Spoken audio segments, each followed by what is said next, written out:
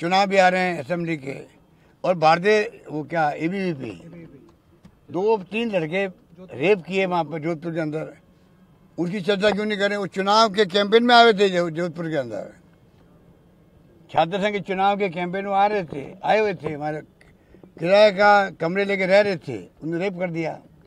इनका वो कैरेक्टर है, वो हमें शिक्षा दे रहे हैं। जो घटनाएं हो रही है तो हिंदुस्तान भर में हो रही है, पर हम वो राज्य सरकार है, हमारी पुलिस वो है, हर घटना को 2 घंटे में, 4 घंटे में, 6 घंटे में पकड़ लेते हैं हम लोग हर जगह पर। और वो पकड़ पाते हैं क्या? इतना बड़ा फर्क है। तब भी वो धवा बोले हुए राजस्थान पर, क्योंकि मणिपुर को डाइल्यूट करने लोगों को। कहाँ मणिपुर जल रहा है, पूरा प्रदेश जल रहा है। चिंता नहीं प्रधानमंत्री जी को। 2 मिनट का भाषण मणिपुर पे, प्रधानमंत्री जी को भ्रम हो गया कि देश समझ नहीं पा रहा है। देश बहुत होशियार है, देश के देशवासी बहुत ही रॉबस्ट कॉमन सेंस रखते हैं, हर चीज़ को नोट करते हैं वो लोग, और कभी माफ़ नहीं करेंगे इन लोगों को। जिस प्रकार आपने मणिपुर को लेकर जो आपने मैसेज दिया कंट्री को, 2 मिनट का भाषण दिया, मैंने सुना है, ये अच्छी बात नहीं है। उनको खुल के आधा घंटा बोलना चाहिए था।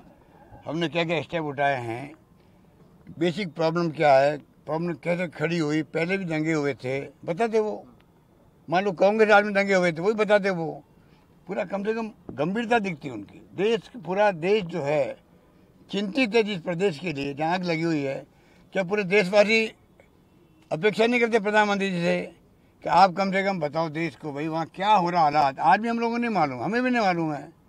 मुख्यमंत्री कह रहे हैं 100 से अधिक तो रेप हो चुके हैं, यहाँ पर हजारों एफआईआर दर्ज हो रही है, मेरे हाथ में कुछ नहीं है, तो आप उसके बाद में कुछ नहीं कर रहे हो। कि मणिपुर की हिंसा पर जो माननीय गृह मंत्री जी ने लोकसभा में अविश्वास प्रस्ताव पर चर्चा करते हुए जो जवाब दिया था, एक बार गहलोत साहब ने उसको न देखा हो तो अवश्य देखना चाहिए।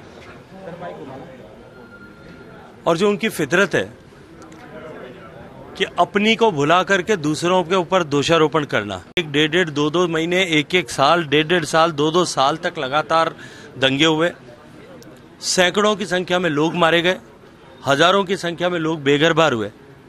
यहां तो गृह मंत्री खुद वहां गए थे, माननीय गृह राज्य मंत्री लगभग 23 दिन वहां मणिपुर में रहे थे, और सरकार पहले दिन से इस विषय पर चर्चा के लिए तैयार थी। माननीय गृह मंत्री जी ने खुद इस पर विस्तार से जवाब दिया था। लेकिन पहले जब कांग्रेस और यूपीए के शासनों में इस तरह के हालात बने थे, गृह मंत्री जी तो छोड़ दीजिए, गृह राज्य मंत्री भी वहां तक गए नहीं, और लोकसभा में इस विषय पर चर्चा करने और सामान्य स्टेटमेंट तक कभी नहीं दिया गया। इसलिए अपने गिरेबान में झांक करके देखने के बजाय दूसरों पर दोष लगाने और दोषारोपण करके अपनी विफलताओं से, असफलताओं से बचने की फितरत जो अशोक गहलोत साहब की, इसको सब पहचान चुके हैं। ये केवल नया एक विषय नहीं है।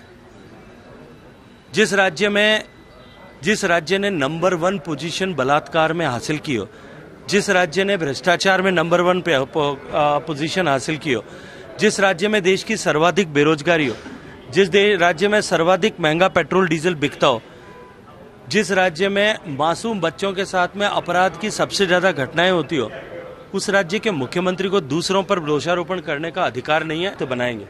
हम एक ध्वज के नीचे काम करते हैं, हम एक नेता को अपना नेता मान करके काम करते हैं। हमारे यहाँ कहीं भी मतभेद नहीं हो सकते, हमारे यहाँ कहीं भी जो है किसी भी तरह की फूट नहीं हो सकती, इसकी कोई संभावना नहीं है।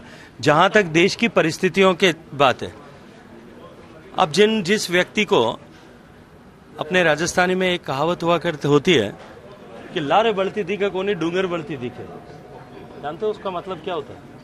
कि अपने पिछवाड़े में जो जल रहा है वो नहीं दिखता, पहाड़ पे जलता हुआ उनको दिखाई देता है। राजस्थान जल रहा है, राजस्थान की बेटियों के साथ में अत्याचार हो रहा है, राजस्थान की बेटियां असुरक्षित है, न कार्यालयों में सुरक्षित है, न सरकारी दफ्तर में सुरक्षित है, न थाने में सुरक्षित है, न एम्बुलेंस में सुरक्षित है, न अस्पताल में सुरक्षित है, न घर पर सुरक्षित है, न स्कूल में सुरक्षित है, न विश्वविद्यालय में सुरक्षित है। उस राज्य के मुख्यमंत्री को दूसरों की तरफ देख करके टिप्पणी करने का अधिकार